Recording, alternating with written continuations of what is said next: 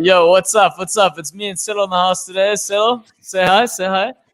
Hi, how's it, guys? It's the two-man show today. The Reds, the red teams. Yep. The third like one. our squad has been hit, not as hard as the with COVID. only the teams that have the most points in the league could join the show. Yeah, that was the criteria for tonight's show. I agree, Sello. The top two teams. That's it. No one else matters right now. Hey, how's your day? Otherwise, you good? Nah, not too bad. I'm visiting my folks, so hence the different background. I had to borrow my niece's earphones, but everything's good. Making a plan, always making a plan. And to be honest, you're always keeping the social media guy on his toes as well. Sello likes trying to get people fired. It's not my fault that I'm too quick, man. I'm too quick, man. I'm still on leave. I'm still on leave. That's why. I'm still on leave. Okay. All right. That makes sense.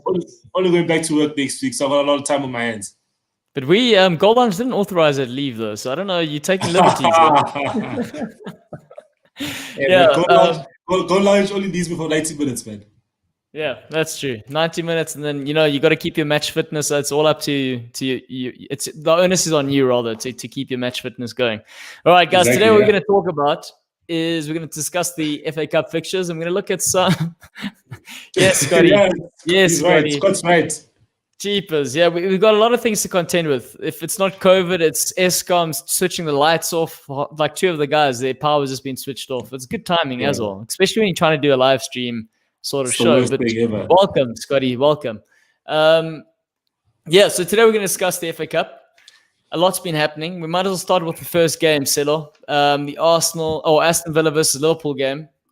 You broke the news earlier, about an hour ago. But because I was watching Sky Sports, and then they reported that on Monday the Aston Villa players went in for training, and then before they went in for training, that's when they do their tests. And once they did their tests, they trained, and then they came back the next day, and then they trained again, and then they got their test after they trained, and then they found that some of the players had tested positive for COVID, and then thereafter they went to test again.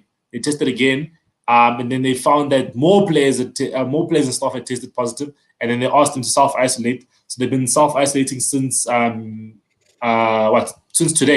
They didn't go into training this morning, and then they shut down the training facility. So they were talking about maybe they could get the under-23s and under-18s to be available for the game, but I don't think Villa would want that. You know what I mean? Like, imagine, I don't know, like, your whole squad's made up of under-23s and under-18s playing against Liverpool. I understand if you play against, I don't know, Exeter Town or something, which is League 2, but you're playing a Premier League team. I think you want to have at least 80% of your best squad available, Yeah, especially when they gave us 7-0 the last time. I'm sure the confidence they'll still be there in the camp. But I think from a Liverpool perspective, it's all right. It's all right to have the scenario come, whether or not the game gets postponed. I think it's beneficial for Liverpool regardless. If they do have to play the younger squad, then we're going to Jurgen Klopp's not going to play his first team anyway tomorrow. If the game does go ahead, he's going to definitely rotate. It's not his focus. Never is. It's interesting. But why not? Why not? Like, why is Jurgen Klopp not I'm not saying he's not he's never, I don't think has he won a double in Germany before? Because I know he has won the cup competition when Bayern maybe won the league. But when he won the league with Dortmund, I don't know if he actually won the German cup, the DFB Pokal, whatever they call it. But he never tries to go for these tournaments. It's more of a Pep and a Jose Mourinho thing, where they are the ones who are trying to always win the League Cup and the FA Cup. Yeah, it's an interesting thing. I think from his perspective, it's all about a certain dominance. Go for the big trophies, and then the smaller ones are secondary, especially when you don't have the squad. I suppose Man City's whole argument is that they've had a squad for a while, which is why they can compete on all the fronts. Hence the Man City performance against you guys yesterday night. I think Bruno Fernandes was just tired, and United took obviously Lindelof playing wasn't great either. But, man. Fernandes being tired was the difference in the game, I think, amongst what else happened. There was a lot happened. But, yeah, I think that was one of the key factors.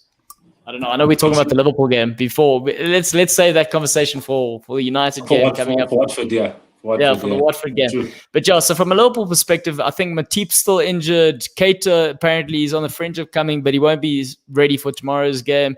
Jota's still a couple of weeks out. His leg's still in a knee brace. So from that perspective, yeah, I mean, it was always going to be about rotation. And as far as the Liverpool game goes, yeah, we'll see whether or not the game is going to proceed. Like I said, if it gets cancelled, it's probably beneficial for Villa as well as Liverpool. But if it goes ahead, it's probably more beneficial for Liverpool than it is for Villa. It's going to, obviously, Champions League is going to start, I think, in February. And then it's obviously going to crowd the fixture list for Liverpool, don't you think? Yeah, like especially with the Champions League games. But either from that perspective, I think Jurgen Klopp, he'd probably just want to go out of the tournament anyway. Like we were talking about now, like the FA Cup's never been since he's been there. It's not been a focus for him. And his whole argument is he always says, it's the fixtures, congestion. That's why he plays his weaker side. Meanwhile, he just plays the weaker side because he's going for other things at the end of the day. That's the fact of the matter. But talking about the next game, that was nice, quick and easy. The Arsenal Newcastle game. I know we're meant to have obviously Nick and Wonga here battling it out. But that would have been perfect. I'm sure he was doing his homework all week because this is the game that he's Wonga. Wonga. Yeah, no, not Nick. Nick's over it. I think Wonga's been trying to do his homework all week so he can give it back to Nick, but now he's not here. So that's true. That's true. And I think this would have been a perfect game for Arsenal, especially I think he would have used his Europa League team to start the game. Play Pepe, play Joe Willock, play Reece Nelson, play all those guys and give them a game to actually play. It's actually interesting, I actually forgot to ask the other day, like the fact that Saliba left right on Monday, I think. And he I know where you're going with this. Yeah. He started yesterday. He started already yesterday. And there was this rumor about there's this payment that Arsenal don't want to pay. So when they signed him initially and they loaned him out for a year, there was a £5 million sign on. If you play, if you make your debut in your first season, you're gonna get £5 million or something like that. Like there was something like that in his contract, and I think Arsenal don't want to pay. I believe that because they've just taken a £120 million loan from the bank as well, which is Arsenal. They do everything backwards, everything absolutely backwards. Let's talk about the Özil thing. Like Özil, they're deciding whether or not they should keep him. Fenerbahce want to sign him, but they're like, it might not make sense for us to get rid of him. We might as well just let him keep him and let him go at the end of the season. He's training with the first team anyway. I mean, explain that to me, Sello. Does that make sense? Don't hold the guy back, because I also heard if he goes to Fenerbahce, they'll continue to pay his salary for 6 months. So basically, effectively a loan, and then he will leave at the end of 6 months, and then Fenerbahce will pay him for, I think, €4 million per year. Let him go, man. Free Özil, man. Let him play. If you're not gonna have him in your squad, let him play.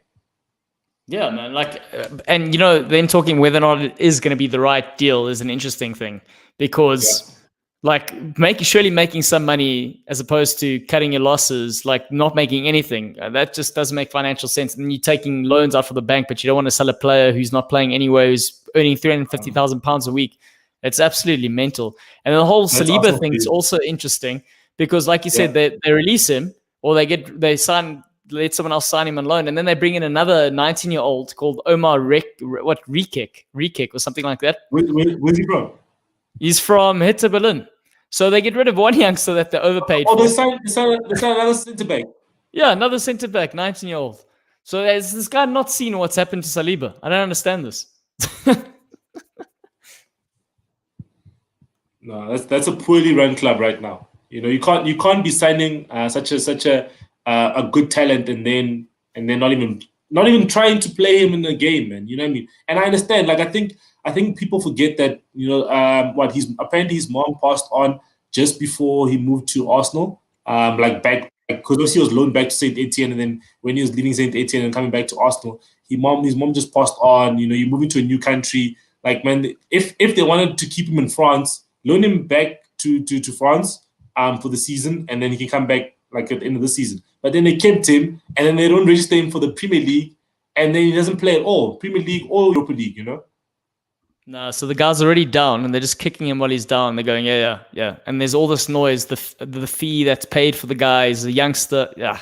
No, they're just doing everything backwards. But with regards to the whole Arsenal-Newcastle game, we kind of know how these guys are going to set up, don't we? You know. Yeah, no, that's true. Steve Bruce is going to go to the Emirates. He's going to sit deep. He's going to try and frustrate Arsenal. He knows Arsenal have been struggling with goals, obviously not in the last game, and that's pretty much going to be his game plan. And, you know, pretty much throw on Andy Carroll 10 minutes to go and hope to get a penalty in the box or something ridiculous. But I think what he should do, Steve Bruce, right, he should actually, because I heard after the Man City game, he didn't like the criticism that he got from the Newcastle media and the fans in terms of how he set up against Man City. And he kind of like said, hey, guys, if you guys, whatever type of thing, let me show you that I can actually play. And then that's where against Liverpool, he did try and get the ball a bit more against Liverpool. You know, he did get a bit more possession and didn't just sit back like he did against City. Where at City, he was sitting with like 2 banks of 5, basically, you know.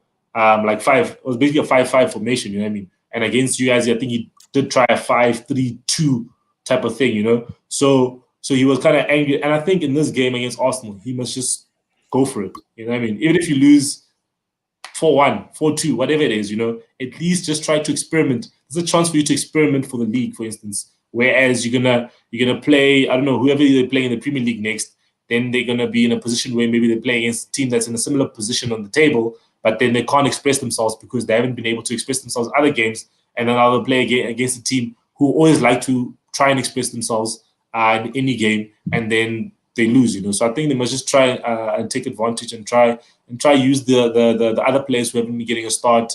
I don't know how Saint Maximin is because I know he had COVID. They must try to bring him back in, play Almiron, play all these guys who did have COVID and probably I hope have recovered, and give them a run against Arsenal. And you know, Arsenal will probably play a weekend or the guys who are on the substitute bench and give them a run. So it'll be a good game for them to try to do that. Yeah, man, I share that sentiment 100%. Like, just, you know, you're losing nothing. You're losing nothing. And it's not like your job is on the line if you don't win the FA Cup. Try something different. Let's see if you get rewarded. And if you get rewarded, stick with the players that have done the job, you know? And Steve Bruce is, it's like it's one of those it's similar to the South African mentality of managers. You know, you'd rather set up not to lose as opposed to go out there and win. And he would actually, if he came to the PSL here in South Africa, the Oak would clean up. I can tell you that much. You think he'd do all right? He would give Nick a run for his money. The only thing he'd struggle with is handling the players, our local players. I think that requires a special art. You need like a Sammy Troughton who used to play for Wolves, who's back here, you know, coaching. Who's he coaching now? He's coaching NFD now. He got his son promoted on the weekend. No. Pretoria Kellys. Pretoria Kellys. Oh, it's Pretoria Kellys. Yes, Pretoria Kellys. Yes, they got win from ABC Motsepe League into the NFD. Yes, that's true. Yeah, no, 100%. And you know the one interesting random fact. You know, he tried to sign me once while he was at Nutty Lions. And then you said you don't want to go, right? No, I was still studying, man. I was studying there at Tux. I was like, Nutty Lions, bro. I'm not going all the way there for Nyols. And then the guy landed up there. I think he only landed like another 6 months because they weren't paying players, and I was pretty much validated for that reason. And then he went to Black Aces, and from Black Aces, I never got another call. You know, you get that one call, boy. Otherwise, what? Yes, man. That's the thing. I see. What's his? This Gumede. He say that the guys are firing at the moment. It should be difficult for Newcastle, but it's a cup game. You know, a cup game. You know, anything can happen. Players get rested and so forth. But yeah, the momentum is with Arsenal. Emil Smith Rowe, Martinelli, Saka. They're doing putting Nketiah on and whatever, but they mustn't let that other guy keep. Remember the guy who kept against? The one who dropped the ball against City. They can't let that happen. Yeah, if they let him keep, then they'll lose. But yeah, I don't even know how they signed him, because they signed him. Wonga hasn't been speaking much about one guy that I think's made a difference for Arsenal, because he's been out for a while. But he's come back now in the centre half. I think his name is Murray. Oh yes, the Brazilian guy. Yeah, The Brazilian guy, I think, because what happened with the whole Arteta, when Arteta came in, he started playing and he was doing well for them. Obviously, Arteta brought him in. And now that he's been playing again, I think that's also one of the things that Arsenal have been benefiting from. It's having him at the back, a decent guy at the back who isn't taking too many risks, but more authority in the back. And then he's got the youngsters around him who are, like you said, from Steve Bruce's perspective, prepared to go out there and express themselves. And that's the huge thing. You need someone to go out and express yourself. And that's, like you said, Arsenal are favourites. But cup games, anything can happen over 90 minutes. And if Steve Bruce does decide to go for it, but we know what he does. We know what he does. He tries to keep it in. He tries to stay in the game long enough up until 50 minutes and then have a go. And that's pretty much how that's going to play out. But let's talk about the one that you're an expert of, the Man United versus Watford. But before we discuss kind of what's happening there, we might as well touch on what happened last night with regards to the Man City game. I mean, Man City came to Old Trafford and they did the business. I always get worried when I see Fernandinho start. He reminds me of a Chihuahua because he's always like an angry Chihuahua. He's always like nipping at your heels. And because he's seen as a Chihuahua and he does these, like he's biting you maliciously, but because he's a Chihuahua, nothing ever happens to him. You know what I mean? So as soon as he's playing for Man City, you always go, there goes any of your rhythm. Whenever the team plays against him, the rhythm goes out the window. He just knows how to break up play. And then the bonus or the cherry on top is he ended up getting a goal last night. No, he's very good at those technical fouls. He fouled Bruno in the first half, and then he fouled Pogba. And then when he fouled Pogba, they gave him a yellow card. But yeah, man, I think that game yesterday, I wasn't happy firstly with Lindelof starting because Eric Bailly has been playing 4 games in a row. Clean sheet against Everton, clean sheet against Wolves. Then the 2-2. So why did he do that? Why? It doesn't make sense. To your point, let's think about it. Bruno Fernandes has been starting most. The only player who's played just as many games since he signed for the club is Harry Maguire, right? Harry Maguire. Yeah. Yes, he's played every game, yeah. Yeah, and look at Van Dijk when he was at Liverpool before he got injured. He played nearly every game. A centre-half position isn't as strenuous. You can get away with playing 90 minutes, just reading the game, controlling the back, especially if you're the team who's on the front foot and just reading the game. So why does he choose to take out an Eric Bailly when he's doing, like you said, he's doing the business? Explain the rationale behind it. It's ludicrous. It was painful to watch because also with Maguire and Lindelof, then he defends a bit deeper, But with Bailly on the field, he can at least play a higher line, and then obviously it makes the field a bit more compact, and then there's less space between the defenders and the midfielders and the strikers. But then if you playing Lindelof and Maguire, slowest guys in the world, then there's this huge gap. You know what I mean?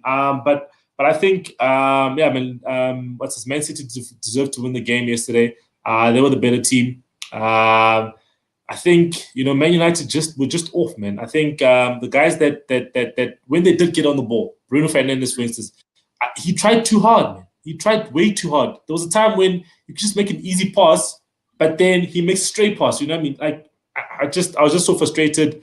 Then Rashford was offside for every single pass that he got. Like I think it was offside 3 times. Just look at the line. Look at the line, man. And it was just infuriating. But I think Ole. I was even tweeting yesterday that Ole's now lost 4 semi-finals, right? Yeah, that's not doing him any favors. And also, he got knocked out of the Champions League group stage when he was in a position of strength in terms of being the number 1 team, only needing to get 1 point against PSG and Leipzig. Only 1 point to qualify. And then those 2 games, he got 0 points. So that is also, for me, that's also like a semi-final. You know, that those 2 games were also semi-finals for me. So I look at it as 0 out of 6. That in the big games where there's something on the line, it means something. There's a prize at the end of it in terms of being in the last 6 in the Champions League, being in a final of a cup final, and he lost all 6 of those games. That's just poor form. I think. But also, like the night before the game, he's coming out saying, "If we lose this game, there's no excuses." Yeah, that's what he said. Yeah. Why are you? I don't understand it. His track record speaks for itself, but he goes out and he puts more pressure on himself. And like Scotty was saying, the players just didn't show up, and you're playing at home. Man.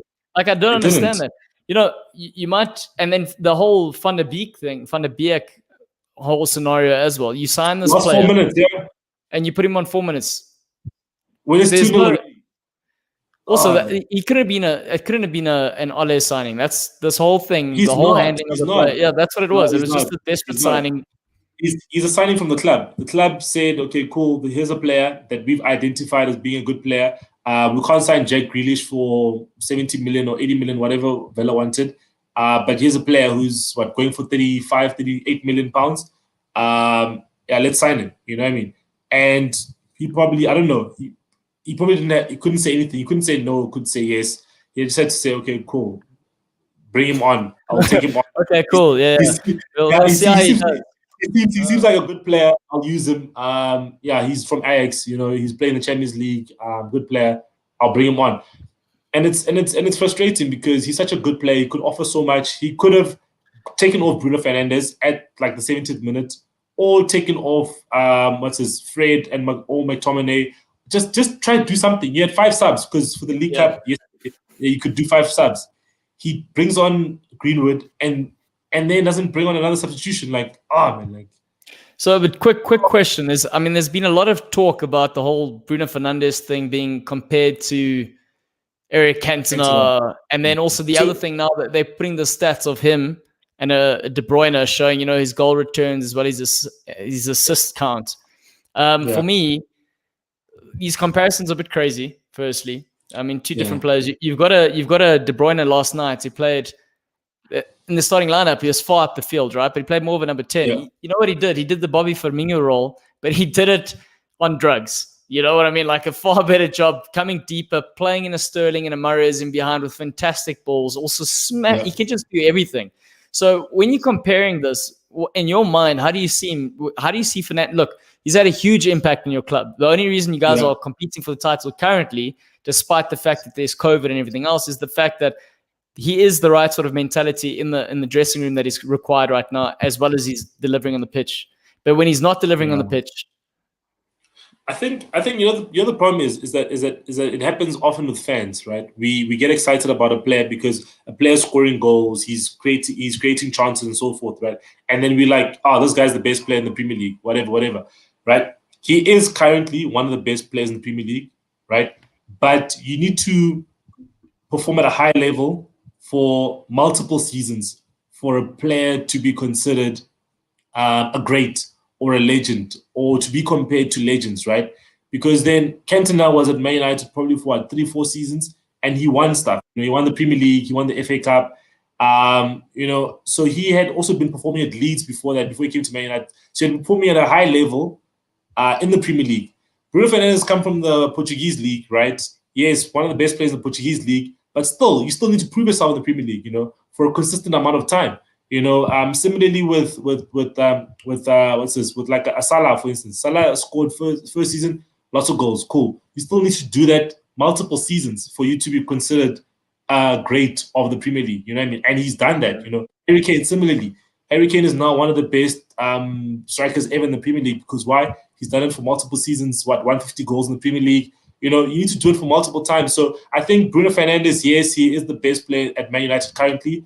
Top 5 players in the Premier League this season, but you still need to win stuff. You still need to do it for a number of seasons for you to be that person. Look at Kevin De Bruyne. Kevin De Bruyne has been doing this for too long, man. He is like against Chelsea was perfect. You know what I mean? He was playing a false 9 role, and he affected the game so much. And I think what Man City are doing right now, Man City are hitting form at the right moment.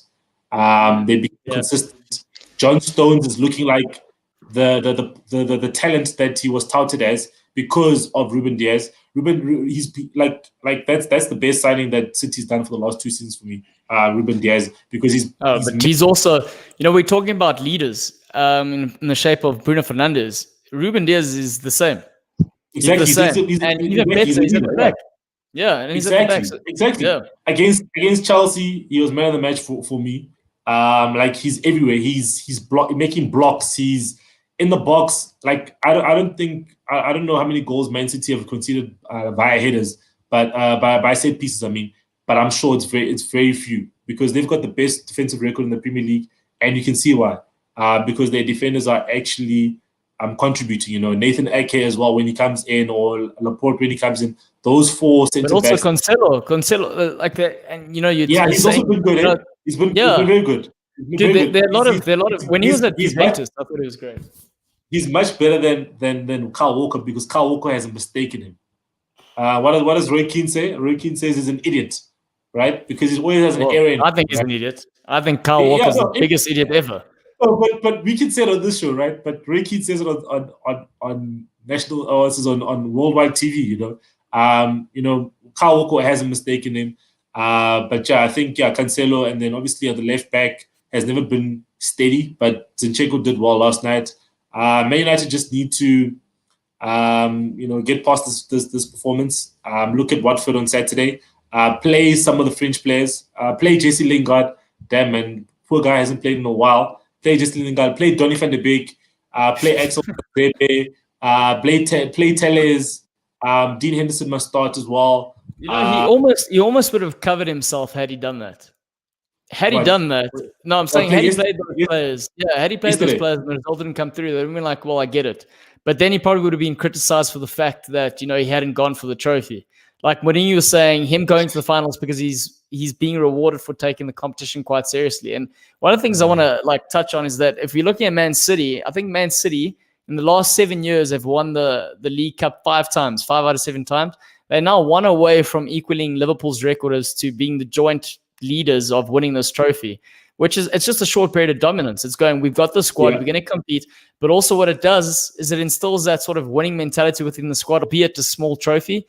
It's like sends that belief throughout the squad, and they can carry it through, which is an interesting one. And, you know, Scott talking about in Ole's defense, you know, Donny van der Beek. I'm going to say it like in Dutch, you know, van der Beek.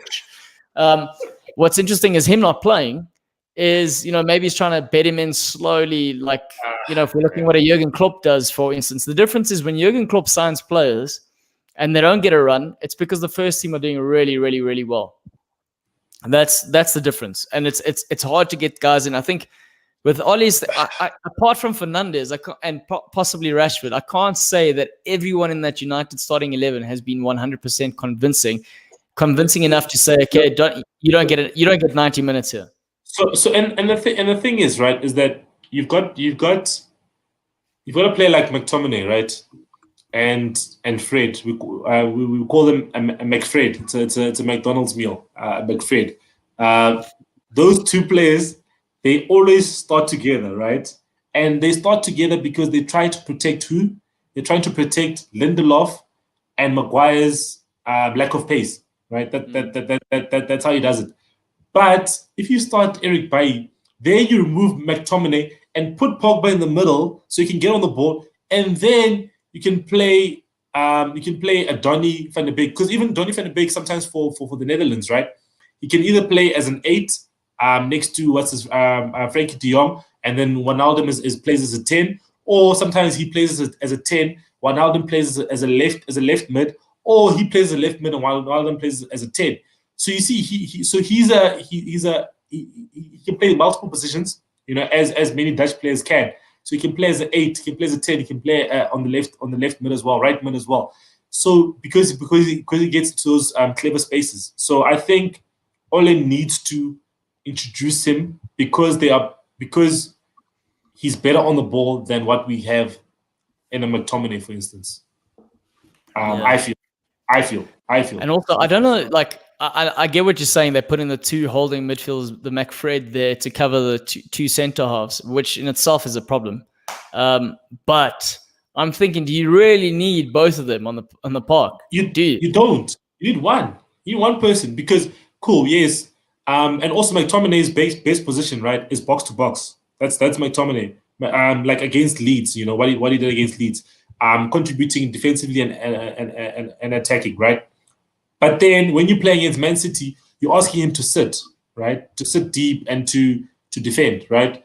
But then when he gets on the ball, he loses the ball. You know what I mean? So rather put Pogba there, because at least Pogba, when he gets the ball, he can at least make a pass, you know, to a Rashford, you know?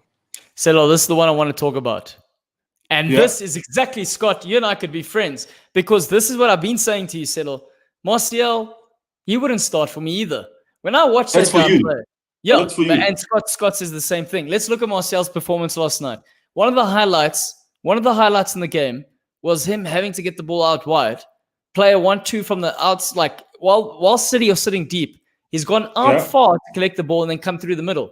When you're a centre half, when a team's setting up like that, you need someone to be leading the line. And if you want to play number 9, that's what you got to be doing. That's a true story, man. But you know, the thing is, there was no service to him. There was no service. So what ended up happening then is that if a player doesn't get service, right, a player goes into different types of positions to try and get service, right? So you've seen this. Sorry, I was going to tell Scott, we're best of friends, man. We are best of friends. Now we're even better friends. You guys can be best of friends, but that's the thing, is that you look at that game, they didn't get any service, very little service. The service that was received was very little. Bruno messed up the ball so many times. You know what I mean? I feel, right, he still has a lot to offer because he holds up the ball very well. In the game against Villa, he played very well. You know what I mean? If you don't have service, you have possession in the game, right? How can you affect the game as a striker, right? If balls are not being played into the right positions, right? He had a ball where he got a pass from Pogba and he tried to cross it into Rashford. Then went out for a corner kick. You know what I mean? So he got into probably 1 or 2 positions where he could affect the game, and that's because at least that's when they tried to play it into him. But otherwise, if you're not playing the ball into him, similarly with Cavani, there's matches where Cavani has started, right? And we're not playing the ball to Cavani. Then what happens? Cavani gets no chances, and then we say, "Hey, Cavani is a waste of time up front." But he didn't get the service. If you don't get service, how can you affect the game if you don't get service? You know, you're making a run. The difference is but the difference is Bruno Fernandes lost the ball so many times yesterday, right? And Martial was waiting to be serviced, and Rashford was waiting to be serviced. Okay, Rashford was running to offside positions, but they were waiting to be serviced. But if you're not being serviced, then what happens? You know what I mean? There was a time when Rashford ran into the box, Pogba overhit across with his left foot, it went over his head, and that was getting to position. You know what I mean? Rashford made another run. Bruno Fernandes tried to make a cross, it went over Rashford's head. You know what I mean? If players are making the run and they're not receiving the balls, what must happen? Okay, but I want you to answer this. Apart from last night's game, on average, if you had to say throughout Martial's career now, all right, and these are 2 different players, but if you had to take a Gini van Helden playing for Liverpool, and I had to say to you, Sello, Gini van Helden, out of 10, what is his average performance rating? I don't know. I don't watch him in every single game. So. Well, I'll tell you. I know he's going to come 7, 8 out of 10 every week. He's going to come and he's going to do his job. With Martial, can you honestly say he's that consistent in terms of what you're going to get, despite whether or not he gets delivery? Ask Scott, what happened last season? Scott, I'm asking you, Scott, what happened last season? Please, Scott, answer me. Last season. Oh, there we go. Scott said exactly what I just said. No. but ask me last season. What happened last? Just ask me. Also answer me, Claudio. What happened last season? Look, I'm not worried about last season. I'm talking about now. No, but I'm asking you. A player can be judged. Listen, right? A player that sometimes hits. What's his? Okay. But listen. Also, right? In the last, 6 games, right? Martial has contributed 7 goal contributions, right? 3 goals and 4 assists in the last 6 games. Okay, now last 7 games. He's got 7 goal contributions, right? That's 4 assists and 3 goals. What is wrong with that? He's contributed, right? In the last game, he scored a goal. In the other games, he had assists and goals, right? Or am I wrong? You know. But if you've got to choose between Cavani leading the line now that you've got the option, Cavani or Martial, you still going with Martial to lead the line? Yep. Yes, I do. To play number 9. Listen, I've always said we can start all 3 of them: Rashford, Martial, and Cavani. I'm asking you. I'm not saying start all 3 of them. I'm saying to play number 9.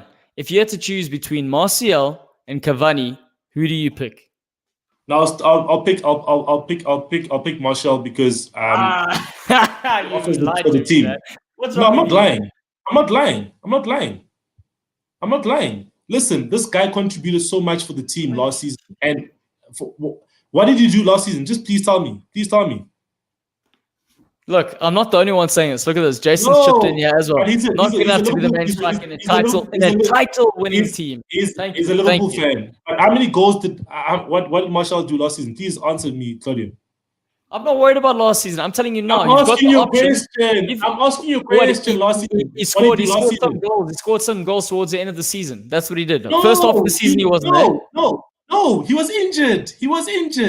Exactly, he wasn't there. He was injured. He wasn't there. But how many goals did he score?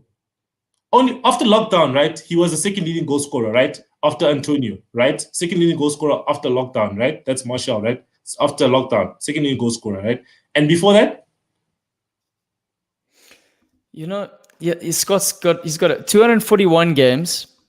76 goals scored. Thank you, Scott, for the stats. But he was playing left wing. That's not a great return. But he was playing left wing. Someone who wants he was signed at the age of 19. But you saw him last night, though.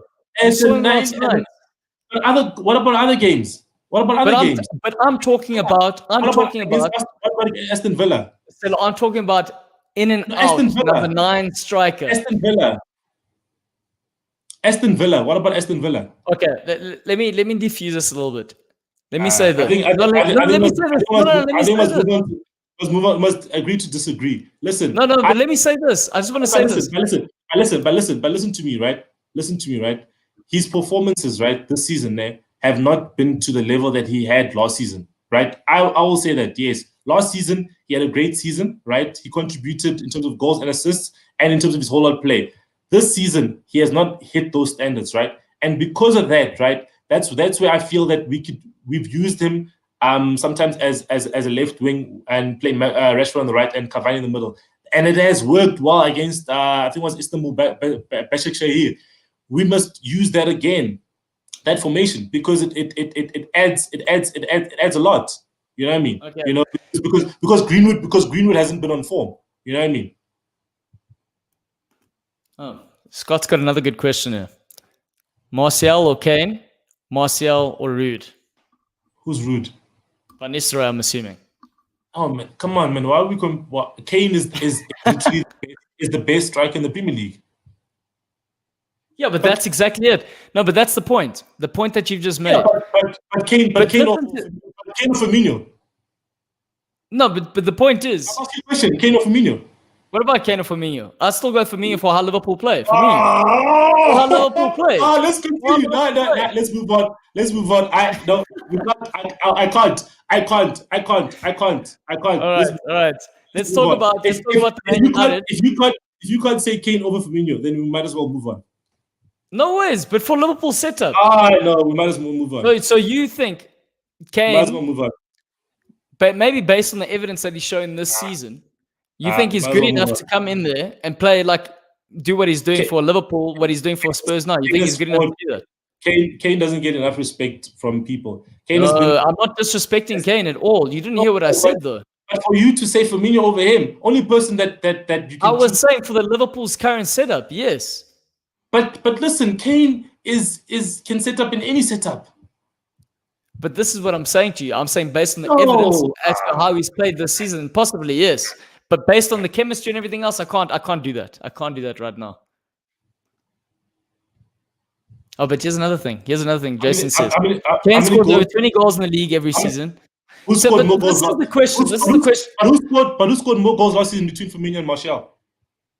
But here's the thing, though, Sello. Sello. But the point is, I think the point is, who scored more goals between Martial and Firmino last season? Yeah, obviously Martial did it because he's playing. He scored. Martial scores many. I think Martial's more of a natural finisher, no doubt. But my problem is, and I've told you this, Martial is a natural finisher. He is very inconsistent. And if you want a title, like these guys are saying here, if you want a title-winning side, you need someone like a Martial at United leading the line. The difference is with Firmino. Firmino's got a Salah and Mane contributing, 15, 20 goals a season. Firmino's helping that. Unless Martial's doing that, one or the other. I'd rather he scored 17 goals in the league last season, and and he had more other and he had what 10 assists. Yeah, but you hang. I suppose the question was at the end of the day is for number 9. If you had to pick between, and I'm talking purely number 9, not starting 3 players, 4 players, whatever the scenario is. Number 9 between a Cavani and a Martial, who would you pick? I'm getting from you that you're still going to stick with Martial. I would go with the Cavani. That's for me personally, just because he is arguably one of the world's best finishers to date for this season alone. That's who I would put up there, no doubt. But with regards to the Man United versus Watford game, how do you think they're going to set up if this game does go ahead, given that COVID doesn't interfere with it? What do you think Ollie's going to do on this bounce? Man, I think he needs to give, as I said, the other players a chance. Definitely needs to give Tonzebe a run. Brandon Williams needs to get a run. Tellez needs to get a run. So I think he needs to give all those players a run. Donny van de Beek, I think he can bring on Igalo in the second half before he leaves for China, because we're gonna end his zone. Is that like a health risk, like to send a guy to China right now? No, it's actually a good thing because man, China's living it up, man. But I think actually there was rumors that other Premier League teams might actually want to sign him actually right now. And West Brom maybe. Yeah, he could do well at West Brom. He's played for Watford in the Premier League before, and he's played for United now recently. So I think that would work for him. Well, I mean, playing is quite of an overstatement. He was there. He made a couple of appearances. He hardly played. Yeah, last season he played. Last season he played. Last season he played in the Europa League. He played in the FA Cup. He scored some goals against, I think, Derby in the FA Cup. So definitely, I think those he's there. He's training. You know what I mean? But yeah, let's see what happens with him. All right. So pretty much, Gallo, you reckon they're going to change squad? Cool. He'll come off the bench. Yeah. Yeah. Okay. So let's touch on the last FA Cup game that we're looking at. Is the Chelsea versus Morecambe? I think that's how you pronounce it. I don't even know where these guys are from. What are they? Fishmongers or something? Morecambe. Yeah. Oh, there we go. Morecambe. Isn't it the team? Isn't it the team that's from Merseyside? There's a team that's playing. There's a team that's playing a team from Merseyside, man. That Jimmy Carrey out, man. I think my point is though that they're a town in Lancashire. Yeah, they're in Lancashire on the Irish Sea. Okay. Point is the fact that I have to Google them. Chelsea should be coming to this game, and regardless of who they put on the park, they should be steamrolling them, absolutely demolishing them. I actually wonder, what do you think would happen to a Frank if he doesn't get a result here? You think it's curtains closed for him then? Or do you think they'll still stick with him? No, he's gonna. He'd be a gunner.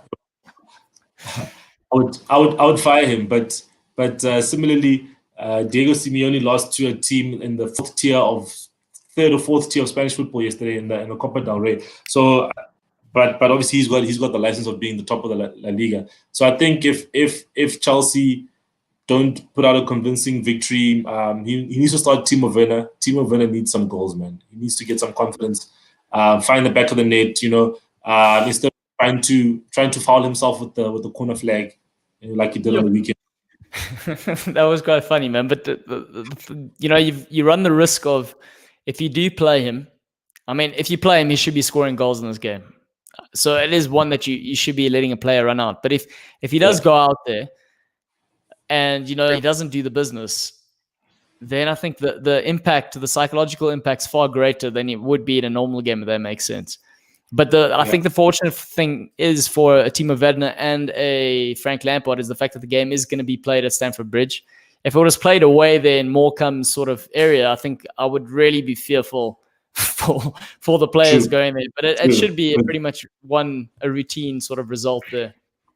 No, they should definitely. And I think last season they had a nice FA Cup run, and obviously just lost in the final to Arsenal. So I think they should use this game to play some of the guys who haven't been getting game time. Play your Gilmores and play other players. There's some youngsters from Chelsea, because obviously Chelsea recently have been doing very well in the FA Youth Cup.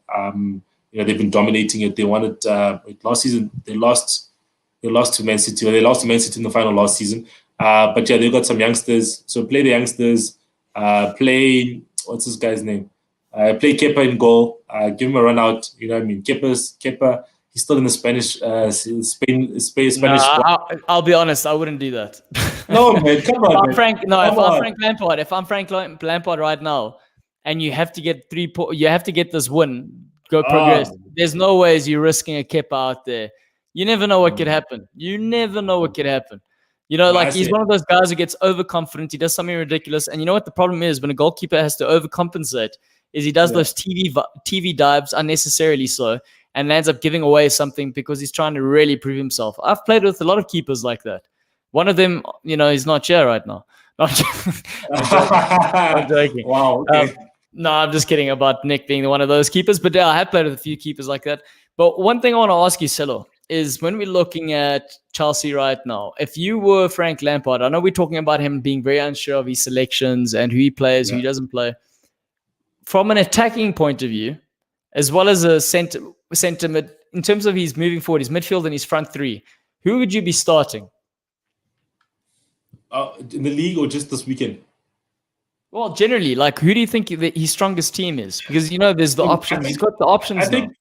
I think you know with what I've seen this season, right, is striker. He needs to start Abraham or Giroud in the center striker role. Play Pulisic on the left, right, and then play Ziyech on the right, and then you play Kante, Mason Mount, and what's this guy's name, Kovacic in the midfield, right? That's your midfield three, because Havertz and Werner haven't haven't been the best, you know. They're like Ziyech, at least when he has played. He has contributed in terms of assists, and he has actually looked good. And Pulisic, he's actually had, you know, he's had obviously some good performances as well. So I think those are the players that you start right now because they're the ones who are performing. And also Havertz has just come back from COVID. So those are the players you start. And then on the right you played Reece James. On the left you played Chilwell. Centre back you played Zuma and Thiago Silva, and then in goals Edward Mendy. I think that should be how he sets up. I think before Havertz got COVID, there was a time where he was playing Havertz and Mount with Kante in the midfield, and it did well. They won 3-0 against. See, I think the biggest problem, I think the biggest issue, Sello, is the Mount sort of jigsaw. Yeah, he's doing a lot. He wants to always play his son. Yeah, I don't know why he always wants to play. Doing so much to keep him in the for me for me your three best attacking players in the Chelsea squad are Hudson-Odoi. I think fantastic. Every time he's on the field, he looks menacing. Exactly. And I think Pulisic as well, and then obviously Ziyech is a flipping edge, like this left foot that's more educated than most guys, you know, in South Africa. And I'm thinking in terms of, if you have Giroud leading the line there, you've got the experience to hold the ball up. You've got a Pulisic who can play in behind him. And then you've got Ziyech and Hudson-Odoi. And then like for me, I think that's a no-brainer. But like I said, I think he's doing so much for Mason Mount. No, true. He is trying to accommodate Mount a lot. And I know Chelsea fans get frustrated at the fact that he no matter his performances, it's similar actually to Zidane's affiliation or romance with Lucas Vazquez. You know, there's certain players that these coaches just always try to accommodate them, whether they're playing him out of position on the left or they're playing in the middle. They just find a way to put him in. Because if you remember last season, you play left wing sometimes, or you play as a 10, or you play as an 8. He just tries to fit him in somehow, some way, shape, or form, and he doesn't actually rotate him out. But yeah, if in an ideal world, if Frank actually could open up his eyes, take him out, put a Havertz in with a Kovacic, because at least with Havertz's best position is basically a 10 or a 9.5. You know what I mean? He used to play as a false 9 or as a 10. Those are the two best positions that he played for Leverkusen. And then for Germany, he doesn't start because obviously Germany play with the fast attackers with Serge Gnabry, Sané, and Werner as the forward players. So I think he definitely needs to. Let's see what Scott says. James Zuma Silva. If Mosa saw the Jorginho there, wait. There's one too many Oh, okay, not want too many players. Okay, that's good. But Timo Werner, man, no, man. I agree with the Hudson-Odoi addition, but Werner definitely not, man. Scott He's clearly thinks he can talk to Werner and get Claudio. the best out of him. I But think yeah, Werner, like I think he's having his biggest issues when he's walked into the training ground. He hasn't felt the love. You know what I mean? He's come in with a lot of expectation, and the other players are looking left, looking right, and they're going, "Cool. Well, you've come in with a lot of money. Let's see what you've got because we want starting places in as well." So, like for Chelsea, it's not a sort of situation where the players are going, "Shit, you know, he's coming in. He's our main man. Yeah, let's make him feel like the main man." It's like, no. You come in here with a lot of money. Let's see what you've got. Oh shit, that touch was pretty bad. Hey, that was awful. How much did they spend on you again? Yeah, I'm coming for your place. And I know that tends to be the sort of attitude in most big clubs, but I think it's very different. Like if you look at Jota training with the Liverpool as soon as he came in, the feeling also it's a different sort of thing. Jota came in with a different expectation, wasn't there meant to be leading the line, and that's why a player like him is excelling. And I think if Werner had come less pressure, yeah, actually, I wonder if he had come to Liverpool, would we not be seeing a better Werner as opposed to him being at Chelsea?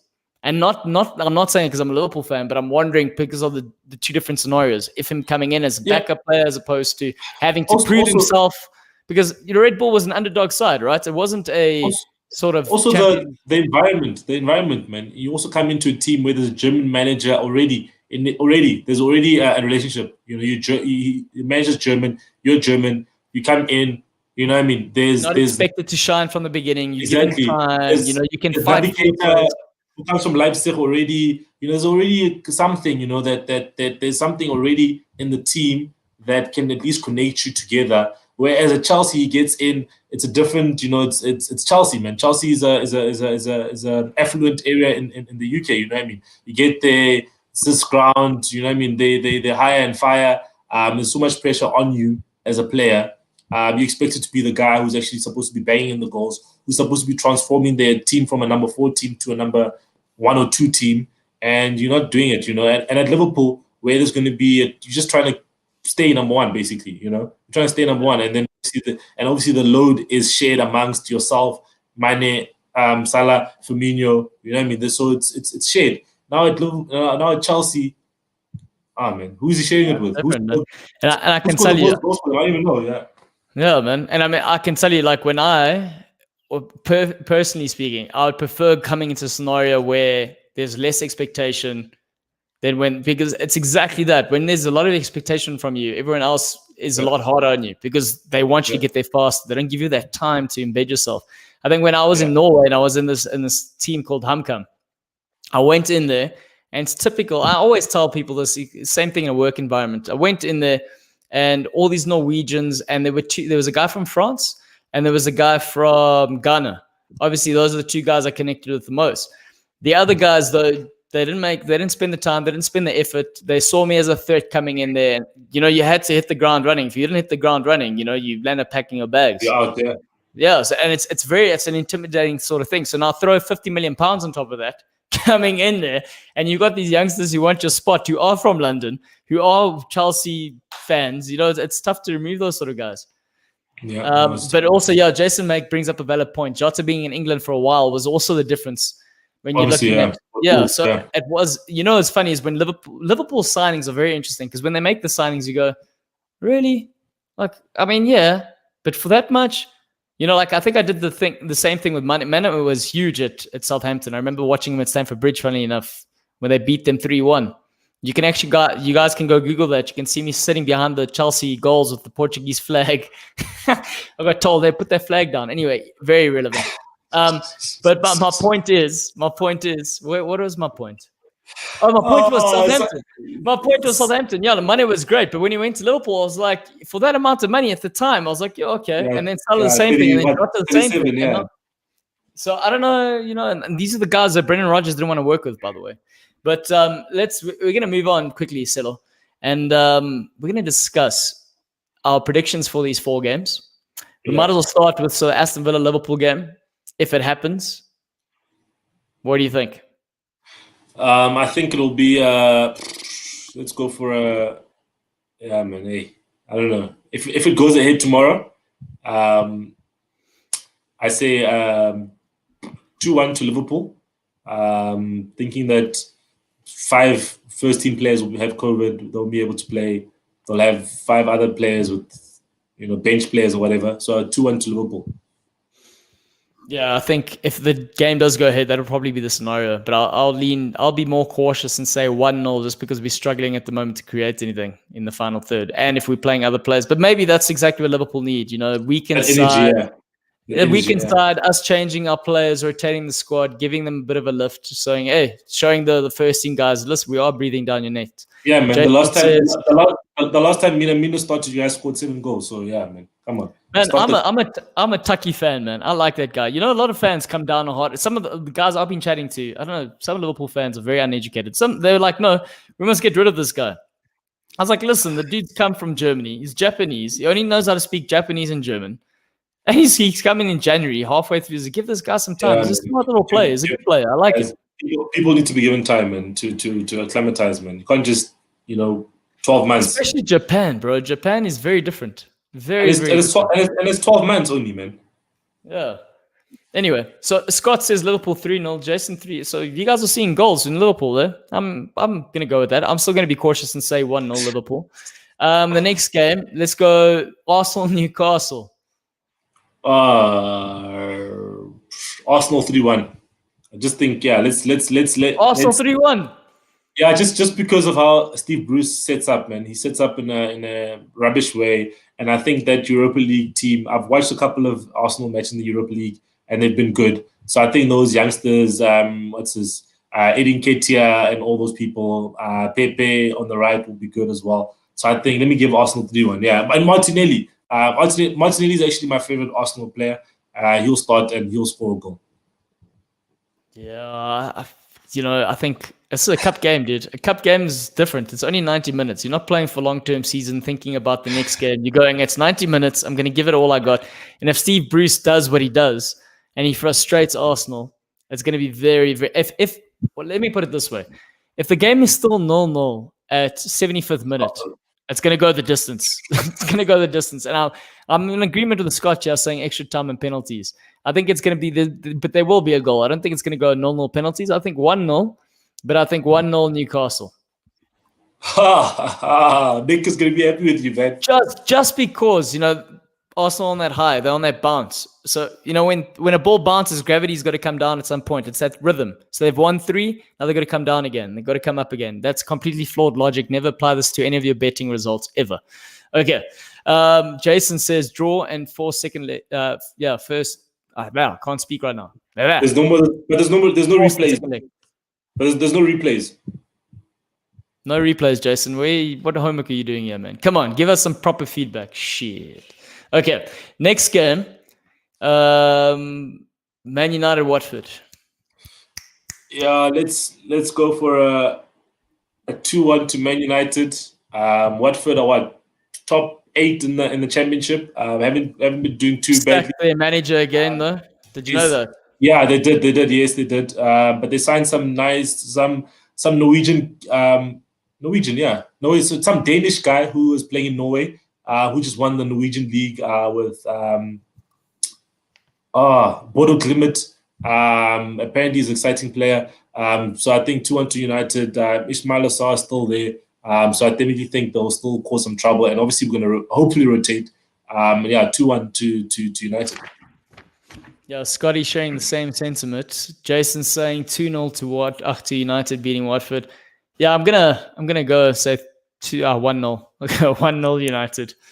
Go with that. I was undecided between 3 goals, 2 goals, or 1 goal. I was like, no, it's gonna be 1 goal. It's gonna be a tight weekend. You went from 3 to 1. Yeah, I did. But I started thinking slowly. This is a cup game. Actually, let me retract that a little bit because it is a cup game. If United score, Watford have nothing to lose. They're gonna go forward. Can we see United really keeping a clean sheet? I don't think so, especially if you rotate the squad. But United will they'll definitely outscore them. So I think it's going to be a 1 goal difference. So I said 1-0. So let me just change that a little bit. I'm going to say 3-2 to United. I think that makes more sense in my head when I've worked it out. Wow, man. Yeah, 3-2 to United. And then this one? Yeah, no, I say 5-0 to Chelsea. Morecambe are in League 2. So And what are they? What are they in the log? I say 5-0 to Chelsea. Timo Werner will score 2 goals. Giroud will score 1. Let me check. Morecambe. Also, like I know the pronunciation now, thanks to Scott, is Morecambe, but the B and the E are very deceptive, right? Because if you take the B away, it's Morecambe, and then if you have the B and the E, it's Morecambe, which is interesting. And cum is spelled like Scott spelled it. It's C-U-M. It's very interesting language, the English language. They're number 7 in League 2, and they've scored 27 goals in 20 games. So, yeah. Oh. So maybe they'll get a goal. So what's your prediction? They're 5 points off number 1, and yeah, they're 5 points off number 1. But I still say 5-0. It's a Stamford Bridge, so 5-0. 5-0. Jason going 6. Yeah, 4-0 is a good one. I'm going to go with 4-0. Scotty, what's your prediction before you run away to soccer practice, man? How's his team doing, by the way, man? Isn't he how are you doing? Yeah, what league do you play? We also want to research. We'll show you. We'll feature you here. I think they League 1. I think they League 1 in Scotland, aren't they? I don't know. Who do you play for, Scott? No, the team he coaches, man. Oh, the team you coach. Ah, shit. Yeah, that's pretty decent. Okay. All right. Sello, sorry, Scott can tell us, and then we'll do the research, and we'll punt his team here a little bit because, we have to. Before we go, we talk about the transfer talk quickly. Briefly. Yeah, quickly, yeah. Yeah, one of the craziest things I read today was Barcelona coming out saying they're confident Messi will sign a contract. They're considering buying an MLS franchise just because he wants to retire in the US. So they're considering buying a whole MLS soccer franchise to keep him. For him. I think that's the problem with the modern Barcelona. But that's the extent of how much money this player brings to the club.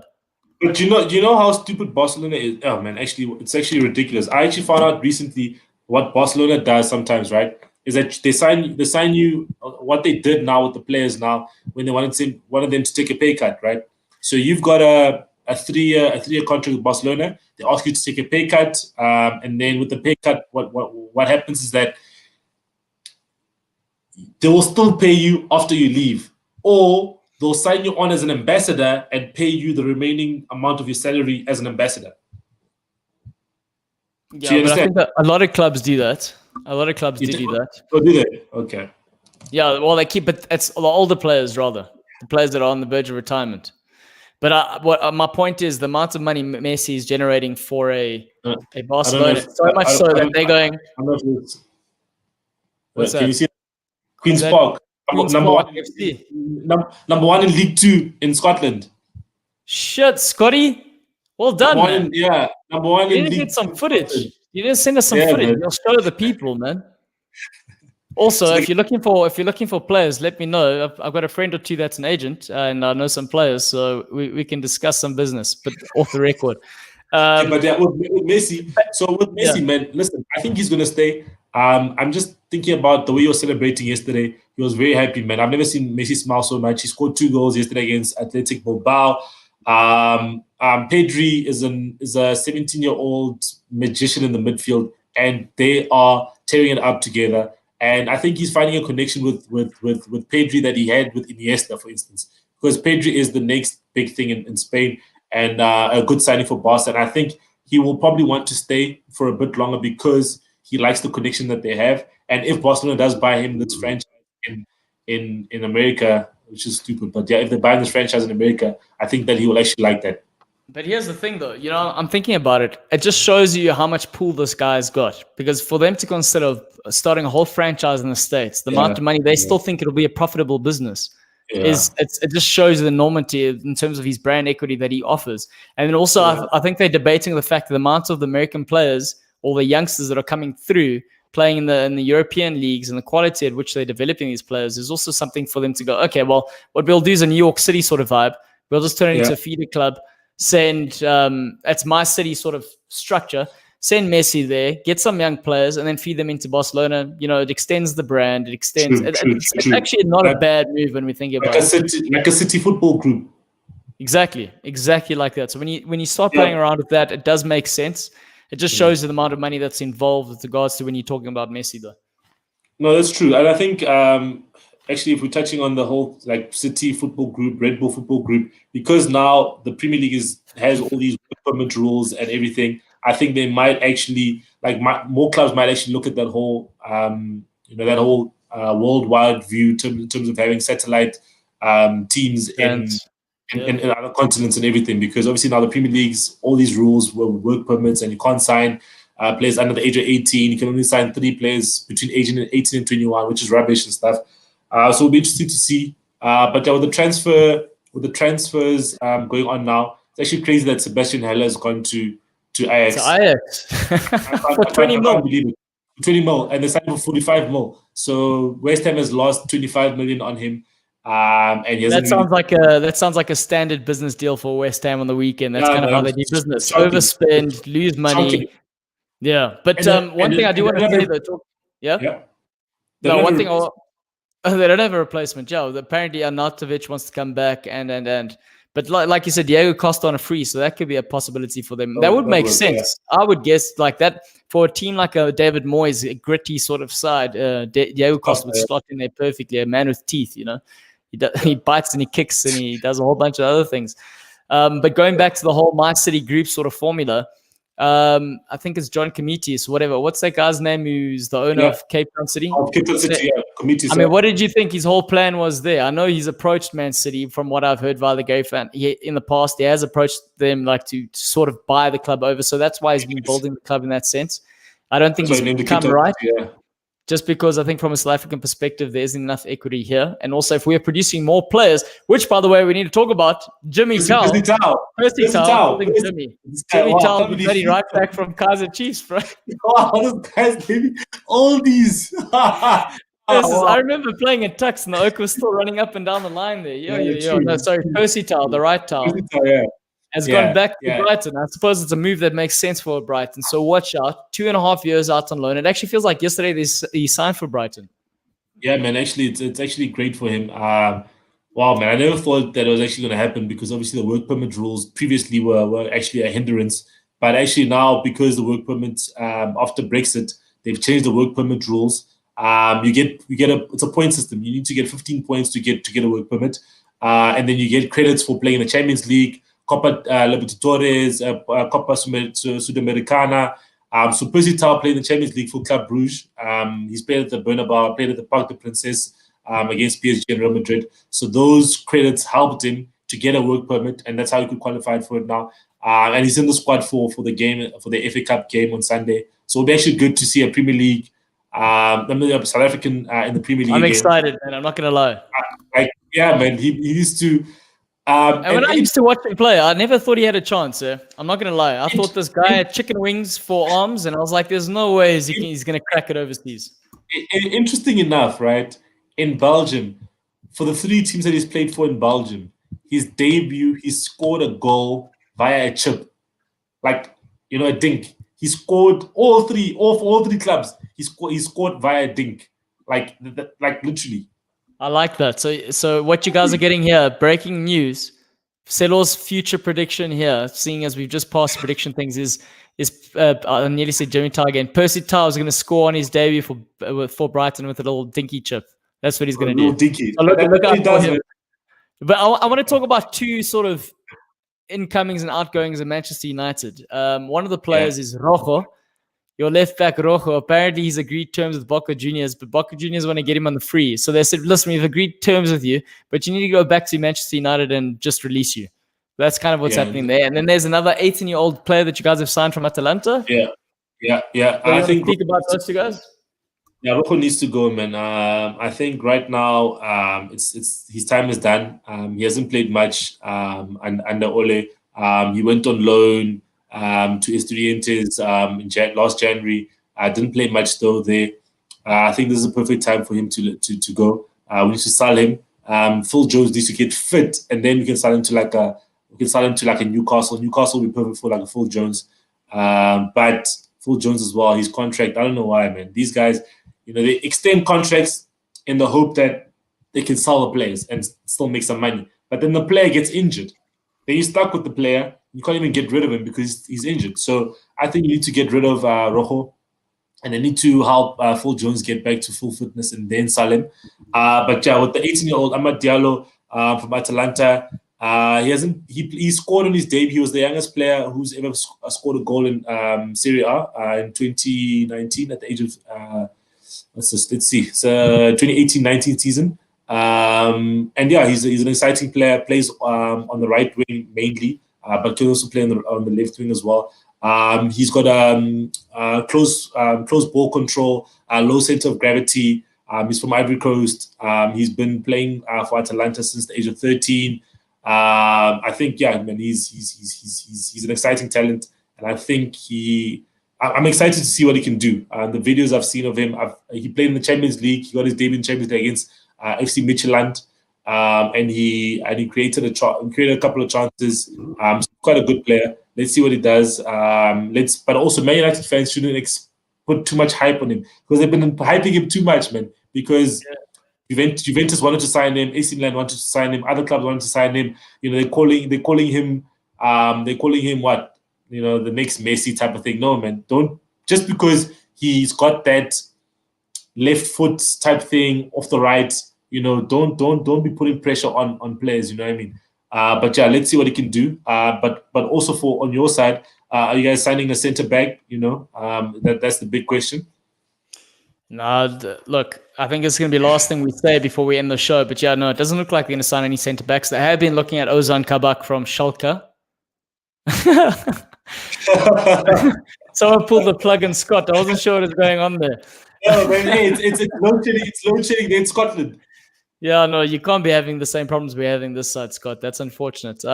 But yeah, no, so Liverpool, we're looking at Ozan Kabak, 20-year-old from Schalke, but they're not interested in signing him now. So I think AC Milan might sneak in there and take the player.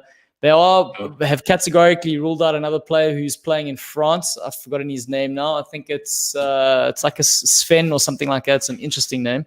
So I think they're going to hang on to what they have. The guy from Lille. Yeah, Sven Botman or something like that. Yeah. So I think they're not going to look at him, yeah. Yeah, and I think Liverpool have, and this is the thing with Liverpool, if they're saying they're not going to do something like that, and based on the circumstances, and if it doesn't make sense financially, they don't go ahead and do it. So, and Jurgen Klopp likes working as an underdog, looking for constraints. He loves it. I think he thrives on that. He loves like the fact that people like tie the purse strings and going, oh yeah, I see what you're spending there. I can make this work. So I don't think they're going to be looking for a centre back, to be honest. But if they do, it wouldn't be the worst thing in the world. But yeah, I don't think because also, man, like Matip is not a reliable centre back in terms of fitness. No, he gets more injuries than Keita does, and Keita's, like you said, over age. Exactly. So you need to then have someone for, even when Gomez and Van Dijk come back, you need to have someone who is a proper centre back. You know what I mean? Cool. Yes, Phillips and Williams are there, but still, you need someone who you feel is going to be challenging Gomez in 2 years, for instance. Especially considering now that Man City are back in a way. They've used this sort of time, they've used this period, and they've gone under the radar, and now they're in the mix. And I think it's going to be, I think they're going to be the team at the end that's going to need beating. Because, yeah, like you said, the pair between John Stones, it all depends. You know, John Stones might go off the rail. And if Kyle Walker comes back and he prefers Kyle Walker, then we're in there with a shot. But other than that, yeah. But I think that pretty much concludes the show there, Sello. Thank you very much for joining me, my man. That's cool, man. Thanks. It was a good show apart from our battles, but it's okay. We'll agree to disagree. The battles is what had people watching. After the battles, people went quiet. We've only got Scott watching us now. But it's all good. It's all good. It's all good. It's all good. It's all in good taste. You know what I mean? We need to have the robust discussions. You know what I mean? But next time when we just the two of us, we're gonna delve deep into Firmino and his influence. Yeah, definitely. I think we can save a separate show for that as well. We can just call it the Firmino show. We just all talk about Firmino all season. All season, we can do that. I don't mind. All right. 15 minutes. All right, cheers, Sello. Thanks a lot, man. Thanks, Scott, for joining us. Oh, we're back. So you're just hearing us. You weren't even seeing us. Now that we're back, we're leaving. No. Scotty. Also, we need you. All the best to Scott in the they're playing a Scottish Cup game, I think. They're playing a Scottish Cup game against Queen of the South on the 8th, tomorrow. Yeah, tomorrow night. Yeah. We're playing tomorrow night, guys. So keep your eyes out for Queen's Park FC. Scott, he's become our number one watching. We love you, Scott. And yeah, his team's playing tomorrow, so look out for them. Especially all you South Africans are looking for a different kind of football. This is it. This is the one. We've got an affiliate, and then maybe we can get Scott on the show when he's available, and he can tell us how things are going. He must actually get us a link to watch the game somehow, man. Yeah, if you can, Scott, send us a link, and we'll share it on Twitter and other places. Yeah. All right, man. Guys, thanks a lot for joining us. We enjoyed it. It was fun. And, we don't know what's happening with our squad. COVID. ESCOM issues, load shedding. Yeah, no, next time. All right, we'll see you guys on Tuesday. Thanks a lot. Cheers. Cheers. Oh, we're still on.